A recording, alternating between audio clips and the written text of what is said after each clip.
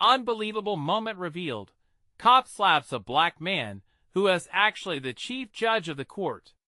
The sun dipped low over Chicago, casting long shadows and a warm glow that danced on the faces of families gathered in a vibrant neighborhood. Banners waved above, proclaiming love and unity, a stark contrast to the tension just beneath the surface. Among the crowd, James Carter stood tall, the beloved chief judge, a man of the people, a father, and a symbol of hope. His kids, Leah and Marcus, beamed with pride as they showed off handmade signs that read "Peace begins with us." The laughter was infectious, hope hung in the air. But in a heartbeat, everything changed. A hushed unease morphed into chaos. A police officer, misunderstanding a peaceful exchange, lost control and, in a shocking twist, slapped James across the face. Gasps erupted, the sound ricocheting off the walls like a gunshot. Shockwaves rolled through the crowd. James, once a beacon of unity, now stood humiliated, raw, and exposed. The murmurs of disbelief grew louder, threatening to drown out the previous laughter. At home that evening, the atmosphere felt heavy, like a storm ready to break. James's wife, Angela, tried to shield their children from the fallout, but Leah, with tears glistening in her eyes, felt betrayed. "How could this happen, Dad?" she asked, her voice trembling. James searched for words, but all he found was the tightening in his chest. Sometimes, even the best intentions lead to disaster. Silence filled the room, hanging like an unwelcome guest. The family huddled together, contemplating their next move. Anger and heartache brewed within them. They spoke of forgiveness, but struggled with the idea of silence. "What does it say about us if we don't stand up?" Marcus asked, his youthful eyes wide with confusion. James, trying to show strength, knew they were at a crossroads. Do they remain silent or challenge the injustice? Driven by a mix of righteous indignation and the desire for understanding, James approached the officer the next day. Amid the swirling tension, he learned the officer's name was Tom, a man marked by loss, trapped in his own spiral of hurt. They stood facing each other, the air thick with unspoken words. James felt a pang of empathy clawing at his heart. Suddenly, the community fractured. Voices rose, splitting opinions like fragile glass. Mothers shared their fears about systemic prejudice, fathers urged justice, and whispers filled the streets. Can understanding exist alongside accountability? As James faced this question, a wave of determination surged within him. Criticism echoed through the halls of his memory.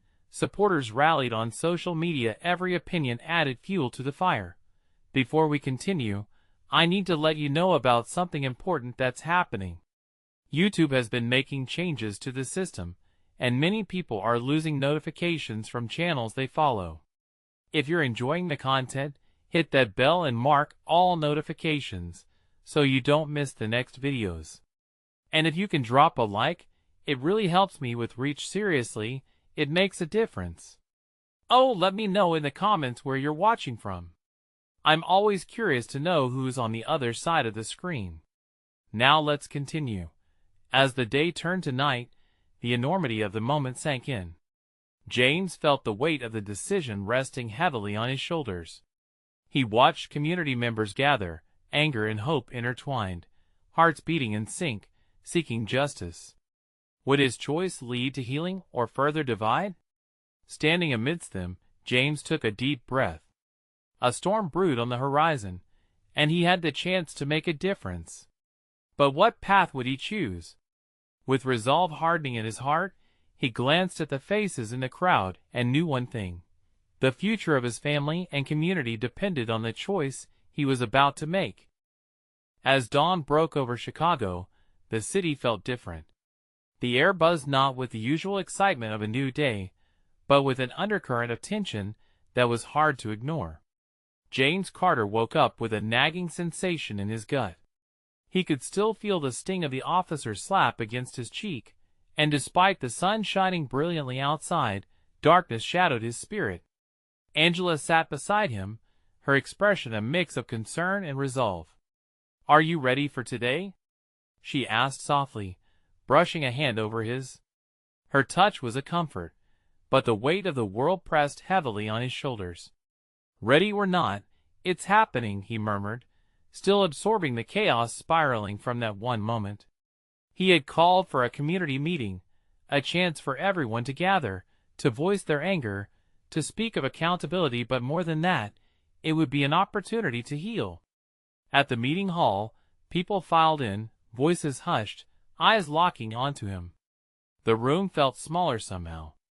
James took a moment to soak in the sight of familiar faces, neighbors, friends, some with children holding their parents' hands. Each person carried their own story and pain. "Thank you for coming," he started, his voice steady but laced with emotion.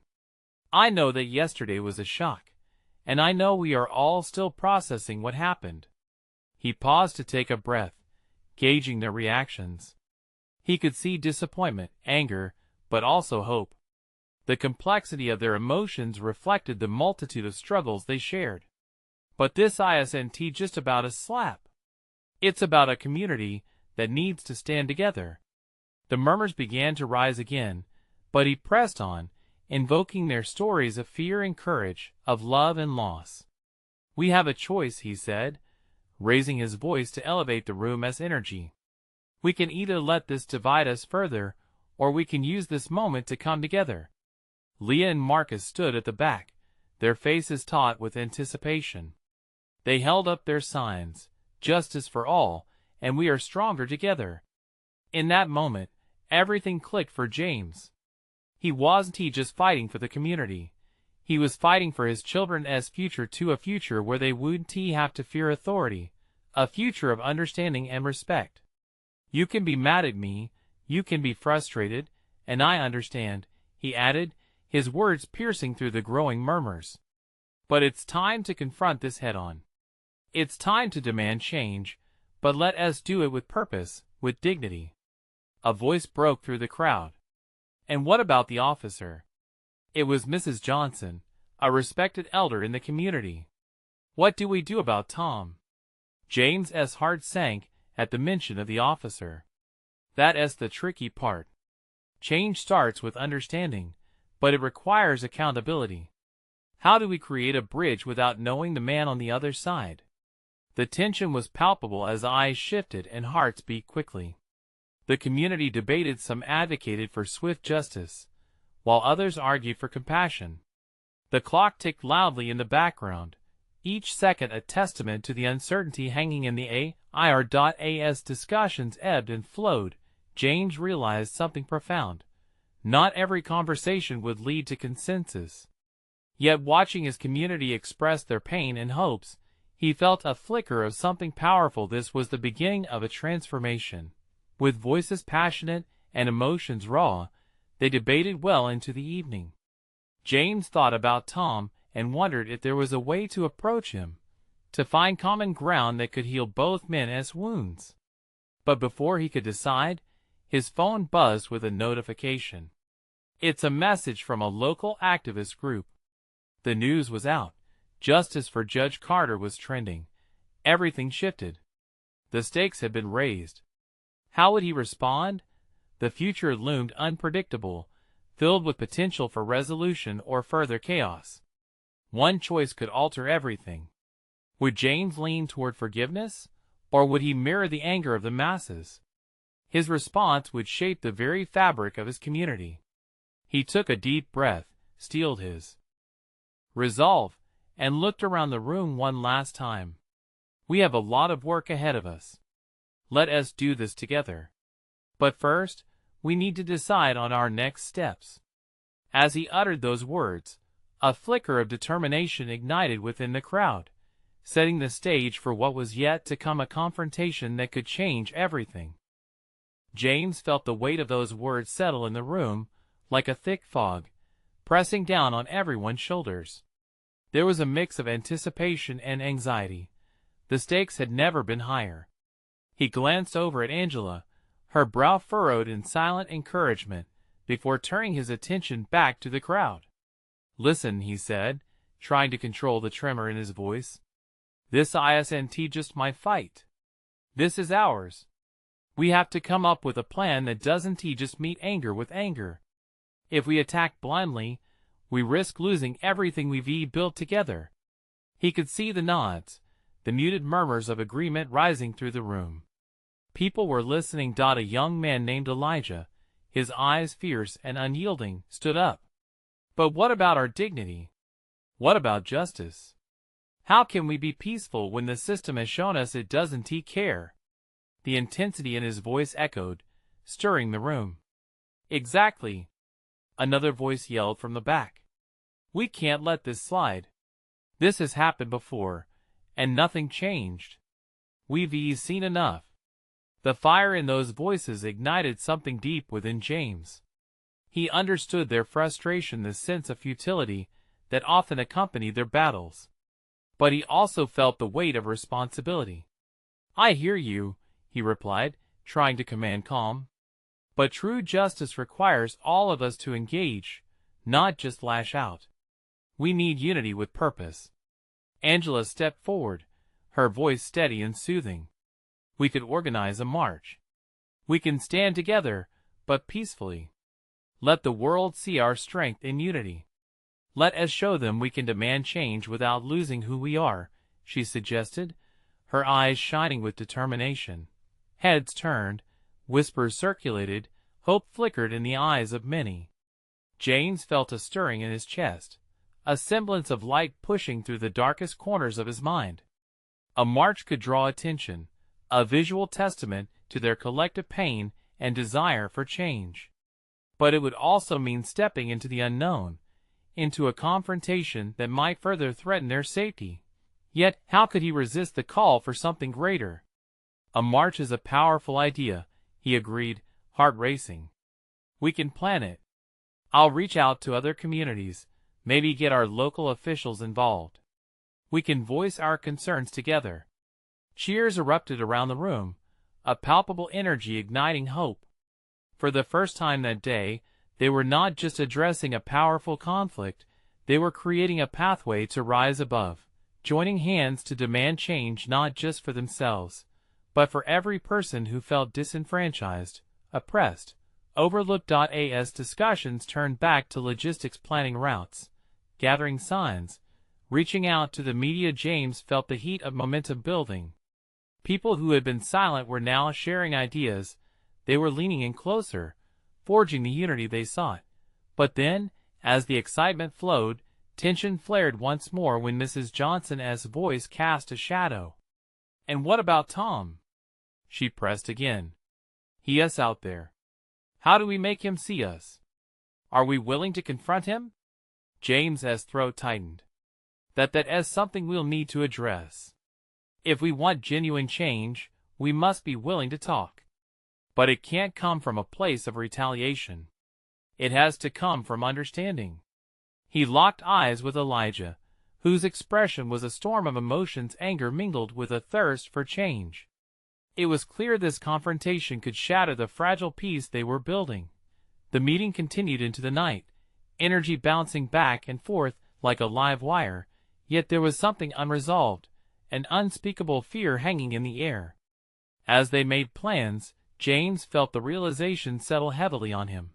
The march they were planning could gather the world's attention, but what would happen when Tom was brought into their path? Would it bring healing, or would it sever the community further? That uncertainty loomed as the evening wore on. It became clear they were at the edge of something monumental, and crossing over could change everything or destroy them all. With his heart racing, James rose to announce the first meeting details for the march. But as he did, his phone buzzed again with another message, making him pause. "Breaking news.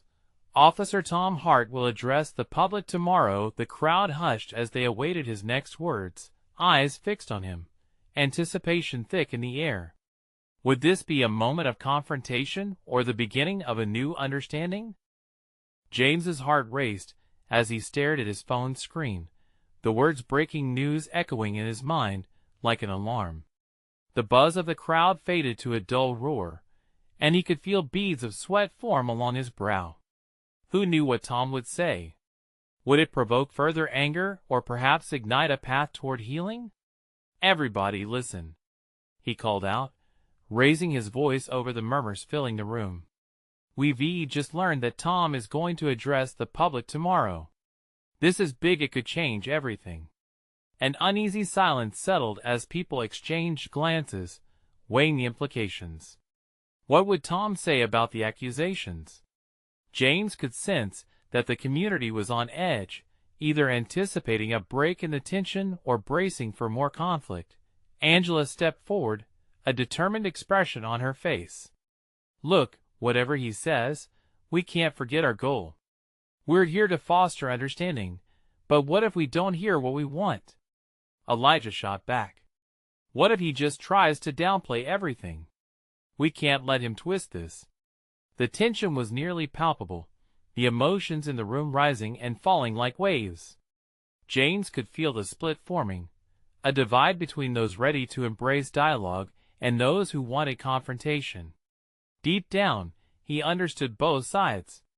They had all been hurt. They had all witnessed injustice. But was he ready to risk everything they had built in an attempt to find common ground? "I know it's hard," he said, trying to pull everyone back together. "But we need to be prepared. If Tom speaks, we must listen, but we also need a plan not just for ourselves, but for how we want to respond." Angela nodded, her eyes radiating hope. "It starts tomorrow. We stand afraid, or we stand united, regardless of what Tom says. Let us stay focused on the march. That's our voice." "Exactly," someone shouted from the back, enthusiasm building again. "We're not just spectators. We're the ones paving the way." Optimism surged through the room, and James felt the energy shift. He could see people rising to action, their determination palpable as they discussed signs, slogans, and chants for the march. He wished he could bottle this feeling, the unity that was slowly blossoming, but beneath the surface, the tension with Tom loomed like a shadow. As the meeting wrapped up, James stepped outside, leaning against the cool brick of the building. The air was heavy with change, the kind that crackled with electricity right before a storm. He wanted to believe in a future where understanding thrived over anger, but every heartbeat reminded him that it could also lead to devastation. The streets were quiet, but the anticipation hung heavy. James could feel the pulse of the community, a collective heart beating with fear and hope. Each step he took felt monumental. Tomorrow could be the turning point or the breaking point. He pulled out his phone again, staring at the message about Tom's address. Why did he feel like they were teetering on the edge of a knife? And what if things went horribly wrong? His thoughts swirled as he made his way home, the weight of the unknown stripping layers of confidence from him. The march felt more significant and terrifying than ever now. Would they stand as one, or would they crumble under the tension? Tomorrow, everything would change. And deep down, James knew he had to be ready for whatever came next. Would this be their moment of truth, or merely the calm before an inevitable storm? The sun rose slowly, brushing the sky with hues of orange and pink. James woke up with a heaviness in his chest. The day he had dreaded and anticipated was finally here. He sat up in bed, stretching his arms above his head, but his mind was already racing. Tom's address would set the tone for everything that followed, and James had no idea what to expect. He shuffled to the kitchen, the smell of coffee brewing pulling him toward the familiar warmth of home. As he watched the steam rise from the mug, he imagined the faces of his friends and neighbors, the faces of those who believed in change yet felt so fragile this morning. By the time he made his way to the community center, people were already gathering. There was a nervous energy in the air, conversations buzzing like electricity. James spotted Angela and Elijah near the entrance, their expressions a mix of steely determination and anxiety. He approached them, taking a moment to absorb the scene. Signs of all colors were being made, chants rehearsed with passion. "James," Angela called, her face lighting up despite the tension. "Are you ready for this?" "Not sure nobody really is," he replied, a small smile breaking through. "But we have to be. Whatever happens, we stick together, right?" "Absolutely," Elijah said, emblematic of their collective spirit. He adjusted the sign in his hands, its slogan bold and eye-catching. "No matter what Tom says, we're here to make our voices heard." They chatted in a low murmur about strategies for the day, but inside, doubts gnawed at James. What if Tom twisted the narrative? What if the very fight they had been rallying for crumbled into disappointment?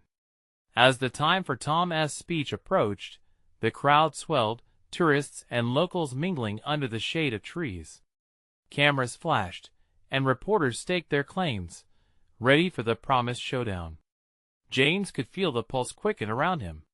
The community felt electric, yet anxiety hung like fog. Finally, the moment came. A hush fell over the crowd as Tom stepped to the podium, a wave of mixed emotions washing over everyone. Anger and hope intertwined like threads in a tapestry, forming a collective breath held in anticipation. "Thank you for gathering today," Tom started, his voice resonating but wavering slightly. "I know there's a lot of uncertainty surrounding me and my actions recently." His words were eclipsed by a sudden commotion at the back of the crowd. A man appeared, a sense of urgency in his stance, raising his hands. "Wait! I need to say something." James squinted through the mass of people, the murmurs escalating into a cacophony. Who was this guy?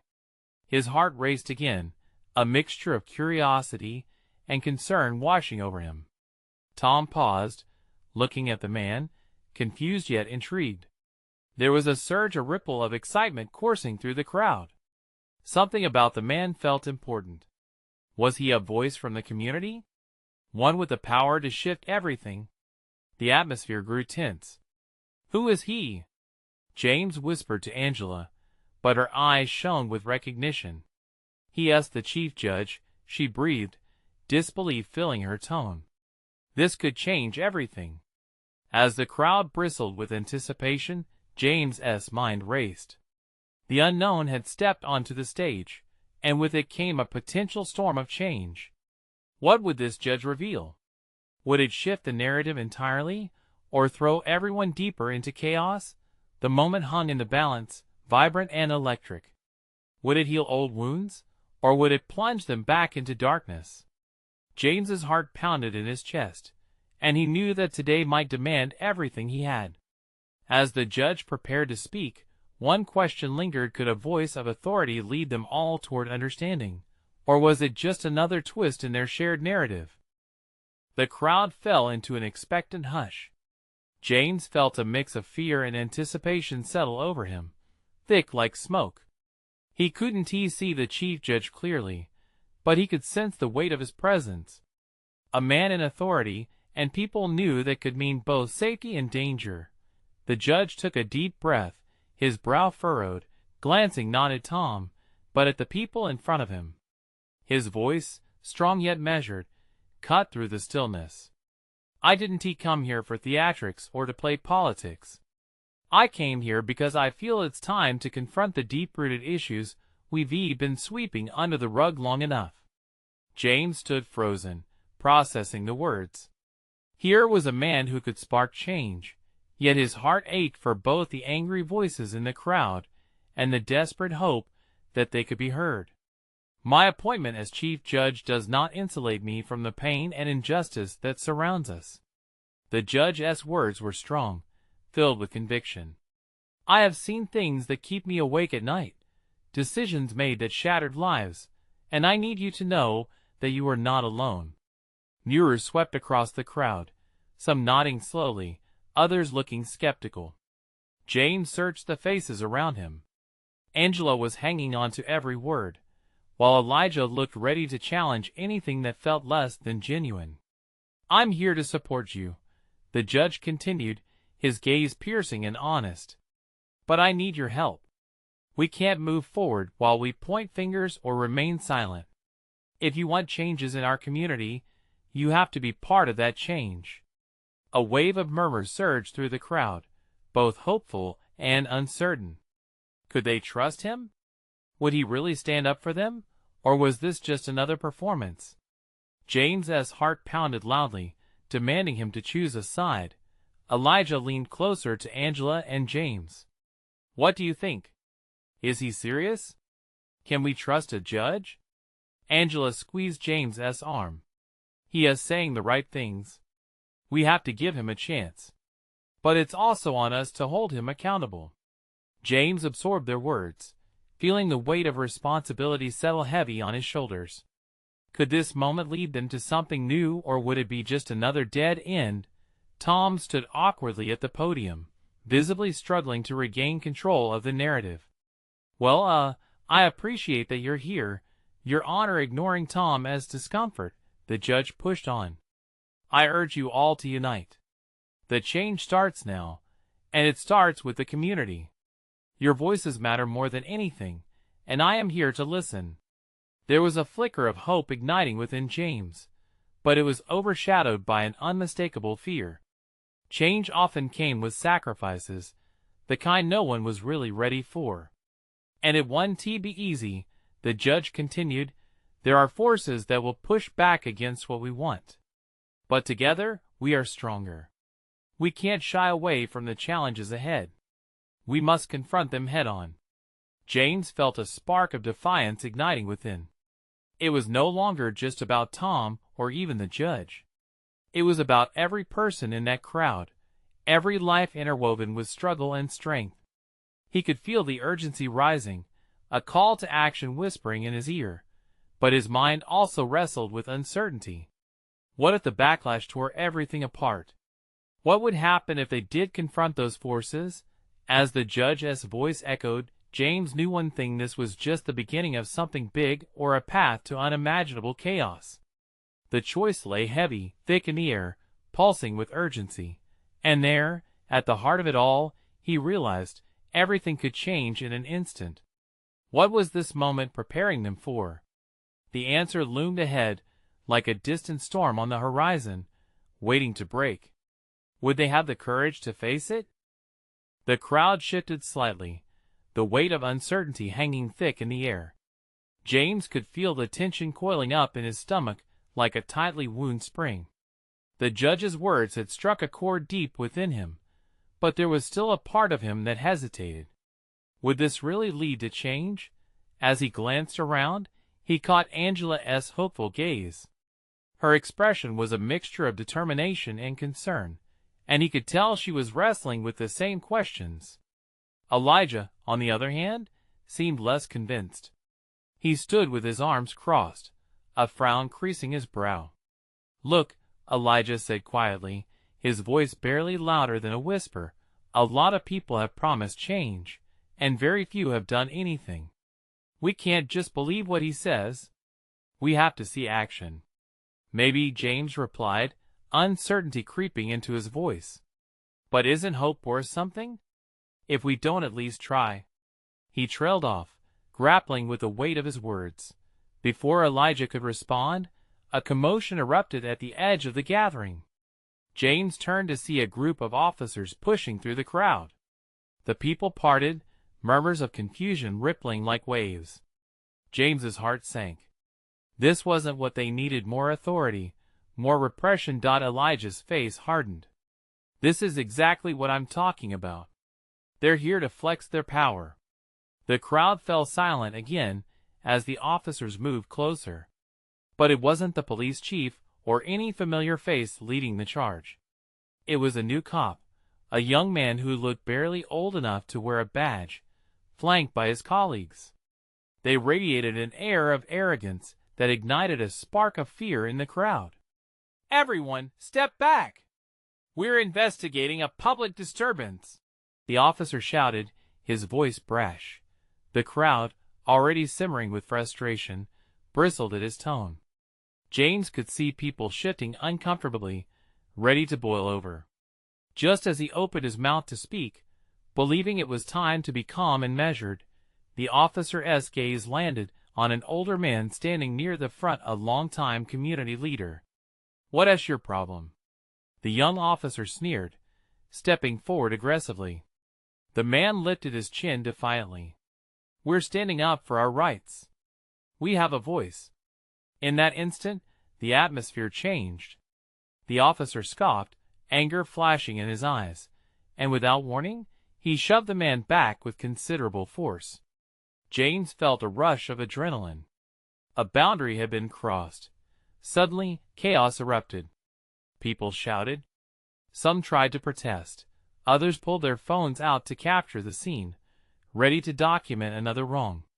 James felt himself propelled forward, instinct guiding him toward the center. Stop! We can talk about this, he yelled, trying to project calm into the storm brewing around him. But it was too late. The atmosphere sparkled with energy, fear, anger, solidarity brewing into a tempest. Anger surged in juxtaposition to the fear. They were tired of feeling powerless, tired of being silenced, tired of the consequences that the world inflicted on them. In that boiling moment, as people rallied behind the man, a deeper realization dug itself into James's heart. This was what the judge had been speaking about. These voices embraced a mandatory truth: real unity means recognition of their struggles. He could feel the weight of his own choices pressing in on him. Somewhere in the background, the judge finally stepped forward, raising his hands in an attempt to diffuse the chaos. Listen. You're all here for a reason, and I'm here to support you. But we can't lose control now. James looked back at his friends.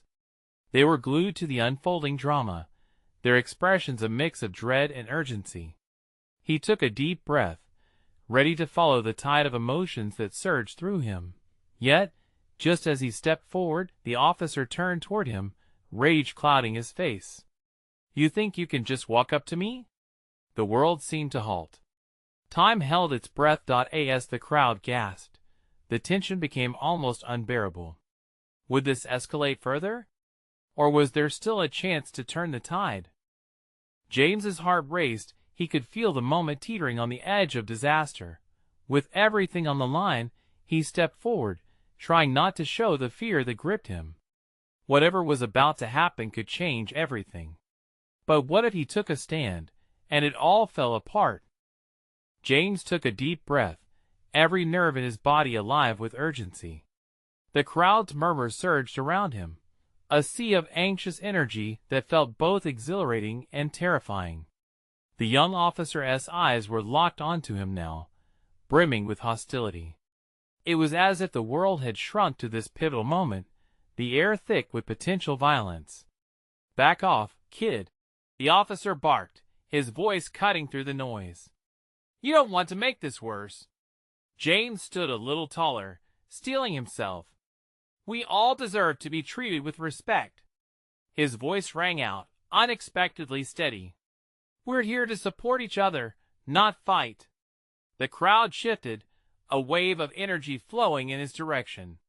People nodded, murmurs of support rising like a chorus. Angela's eyes were wide, filled with admiration and concern, while Elijah looked torn between stepping in and backing James. But the young officer didn't back down. Respect is earned, not given, he yelled, taking a step closer, fists clenched at his sides. Tensions flared, the atmosphere crackling like a live wire. James's heart pounded as the air grew heavier with uncertainty. You can't earn respect by shoving people around, he shot back. He felt powerful, even if just for that moment, emboldened by the thrumming energy swirling around him. Suddenly, from the crowd, a voice rang out. You're just a kid playing dress-up. It was a woman near the front, her words sharp and unwavering. You don't even understand what this community goes through. James watched as the officer's bravado faltered, even if just for a moment. The defiance of the crowd seemed to awaken something deeper within him. The community around him was pulsating with shared frustrations and hopes. Then, unexpectedly, an older man from the back broke through the anxiety, stepping forward. Son, you need to learn what it means to protect and serve. A rumble of agreement poured from the crowd, reinforcing the man's words. James felt like the crowd had lifted him on their shoulders. Each shout for accountability fueled his courage. With every heartbeat, he felt less like an observer and more like a participant in something significant. "Listen up," the officer replied, but his voice wavered slightly. The young cop seemed to realize that he was standing on shaky ground. "This isn't how democracy works." Frustration dripped from his words, but cracks were starting to form in his armor of authority. But before this moment could evolve into anything meaningful, the officer raised his baton in warning. "You all need to clear out. I'm giving you one last chance." Just then, the judge from earlier stepped forward, face a mask of determination. "And I won't allow you to disrespect our community any longer," he declared, voice unwavering. "Your job is to protect us, not intimidate us." Eyes widened in shock throughout the crowd. The realization hit hard. This wasn't just any elderly gentleman. They were witnessing the courage of the chief judge. The ripple effect of recognition broke over the crowd, faces brightening with disbelief and respect. In that moment, James felt an electric thrill. Together, they were not just individuals facing repression, but a united force. He took a step back, letting the moment breathe, wondering if they could flip the script entirely.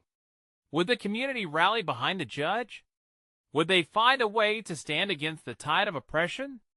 The weight of the moment pressed against him, stirring something he had never felt before. As the pressure of uncertainty intensified, a hush fell over the crowd. All eyes were on the officer, and all eyes were on the chief judge, as if the world was holding its breath for what might come next. Did they have what it took to transform this chaos into change? What would happen when the first person stepped forward to stand up for justice again? The silence was electric, like the moment before a storm breaks. The officer surveyed the crowd, his gaze darting from face to face, searching for support in an ocean of defiance. But when he chanced to look at the judge, the weight of the moment seemed to crash over him. Here was a man, not just any man, but a pillar of the community, standing firm against him. James felt a surge of adrenaline knotting his stomach. This wasn't just a chance for one man to pass on a message. It was a moment for all of them. "Our voices matter," he called out again, the words spilling from him in a rush. "We're not just here to take it anymore." The crowd responded, shouts mingling with his, a swell of affirmation rising like flames around a campfire. "Step down," the officer threatened, but his bravado cracked. He staggered back, glancing at his colleagues, who had now gathered nervously behind him. The sight of the judge, shoulders squared and eyes fierce, seemed to diminish the officer's presence. "Today, it's not just about the badge you wear," the judge challenged, his voice gaining strength. "It's about the people you protect. It's about justice and trust and doing what's right." James stood mesmerized. The echo of the judge's words cascaded through the crowd, gripping them with a shared pulse. Together, they breathed in unison as they absorbed this flicker of hope. "Who are you protecting, officer?" the older man who had spoken before asked, taking the lead. "We are the community that feeds you, that raises our children here, that invests in our future together. We deserve respect, not threats." As if reinvigorated by their boldness, the crowd chanted, "Respect, justice, change." Their voices soared, intertwining like a melody that crescendoed into the afternoon air. It felt powerful, raw, and entirely alive. The officer opened his mouth to retaliate, but nothing came out. The words evaporated in the face of this newfound unity. He shifted uneasily. A few in his group glanced at one another, uncertain, clearly grappling with their own hesitations. "Imagine the change we could make together," James pressed on, excitement bubbling through him. He pointed to the officer, who was now staggered in his stance, and turned to the crowd. "If we stand together, how could they ignore us? How could they continue to uphold injustices?" For a moment, the officer faltered, eyes narrowing in uncertainty. Feelings in the crowd churned like a turbulent sea, and with every wave of voices, James saw the potential for transformation simmering just beneath the surface. Then someone in the back shouted, "You're not alone." A chorus of similar affirmations ricocheted through the throng, like a rallying cry drawing strength from every corner of their shared fear and hope. Faces that had once been clouded by doubt were now lit with possibility. James's heart raced. This was at the turning point they had all yearned for. This was the chance to change the narrative. Suddenly, without warning, the crowd surged forward, fists raised high. "No more!" they roared, the chant reverberating like rolling thunder. The officer blinked, his bravado slipping, and in that instant, something shifted. He took a step back, as a wave of realization washed over him. Maybe, just maybe, he had underestimated the bond that held this community together. But before James could further gauge the officer's response, a piercing whistle sliced through the air, drawing attention from every direction. An unmarked vehicle pulled up, ominously close to where they stood. The crowd's energy shifted from hopeful to tense as they turned to see who had emerged. In that heartbeat, James faced a new dilemma. Was this a reinforcement for the officer, or a chance for something bigger? As the door slowly creaked open, uncertainty coated the scene like a thick fog. Could this be the tipping point they had all been waiting for? Who would step forward next, and what truth would unfold from this unexpected arrival? The crowd collectively held its breath, eyes fixed on the door of the unmarked vehicle as it swung open. A figure stepped out, a woman with a fierce determination in her stride and a badge shining at her hip. The whispers spread like wildfire among the gathered group. "Is that?" James squinted, straining to recognize her. "Chief of Police," someone murmured nearby. The chill in the air mixed with the heaviness of uncertainty. Could she be an ally, or would she side with the young officer? Every heartbeat felt monumental. "Everyone, please!" the chief called out, her voice steady, cutting through the rising tension. "Let us all take a moment to breathe." For a moment, the crowd hesitated, caught between rage and confusion. James felt a flicker of hope. Maybe she was here to listen. "I see the passion in this community, and I respect what you're doing," she continued, locking eyes with the crowd. "But let us talk about this reasonably." The thrumming energy shifted again. The crowd wasn't just angry, they were hopeful. "We've had enough," Elijah shouted, stepping forward with fierce resolve. "You need to hear us. We're done being silenced." The chief acknowledged him with a nod, her eyes full of understanding. "And I'm here to listen. Please, let us not turn this into a riot. We need dialogue, not conflict." "Dialogue?" A voice rose above the crowd, sharp and incredulous. It was Mrs. Johnson, a well-respected figure in the community. "How many times has that led to real change? We're tired of polite conversations that lead nowhere." James felt the pulse of agreement ripple through the crowd, their frustration palpable. But the chief remained composed, her hands raised slightly. "I understand your concern. But I need you to trust me. Let us talk openly about what happened and how we can address it." The young officer stood back, visibly uncomfortable, while some in the crowd shifted uneasily, still riding the wave of anger. But others, inspired by the chief's words, began to murmur affirmatively. "Let us set up a meeting," James called out, thrusting his fist into the air, contagious energy flowing through him. "A real town hall to address these issues, not a band-aid solution." The idea struck a chord. People echoed his words, rallying behind the call for genuine discourse. "Yes." "A meeting?" Voices cheered, gaining volume. The chief nodded. "Let us discuss this calmly. I can help facilitate it. But we need respect for each other. I promise to hear your concerns." James stood tall, feeling the community's pulse. It was rising with hope and conviction. Unifying under their shared desire for resolution, a sense of empowerment blossomed. Together, we can make change. It's time we all hold ourselves accountable, the chief said, her voice steady. And I, as your chief, am ready to partner for that change. A wave of agreement swept through the crowd, voices rising in support. But amid the cheers, James caught sight of Tom's anxious face. Do we trust an officer who lost control? A voice questioned from the back. What assurance do we have?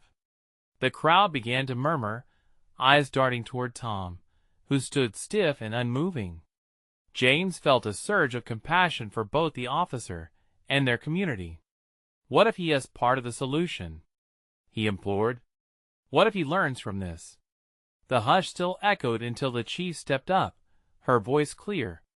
Tom has to be held accountable for his actions, but I believe everyone here deserves the chance to grow and learn. In a world that often demands division, let us choose to unite. James felt the air crackle with energy. The communal yearning for understanding transformed the crowd's anxiety into something more constructive. Let us show the world how we change the narrative. James shouted, enthusiasm pouring from him as he beamed at Angela, who wore an expression of pride.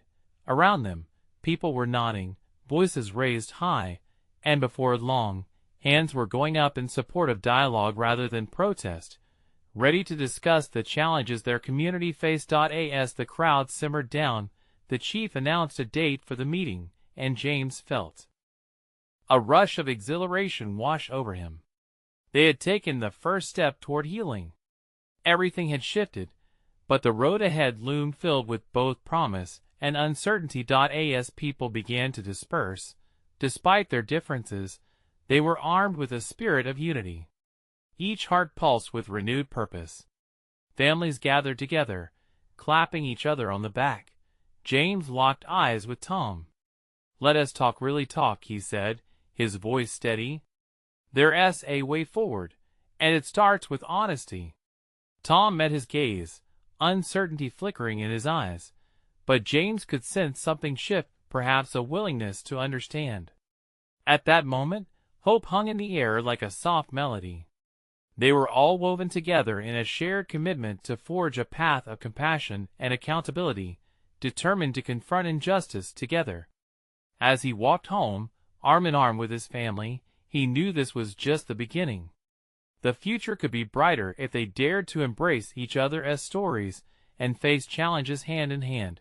This was transformation, and deep down, James felt the community's spirit was only just awakening. Now, hear this. Don't forget to subscribe immediately to our channel so you don't miss the next exclusive stories. Hit that like button and feed the algorithm. Your appreciation makes an incredible difference. We want to hear your reactions. Comment below with your feelings about this ending. So share instantly this video with at least 5 friends who need to see this wave of transformation. This is the moment to show your support. Don't wait not even one more second to act. True fans know the importance of making their voice heard.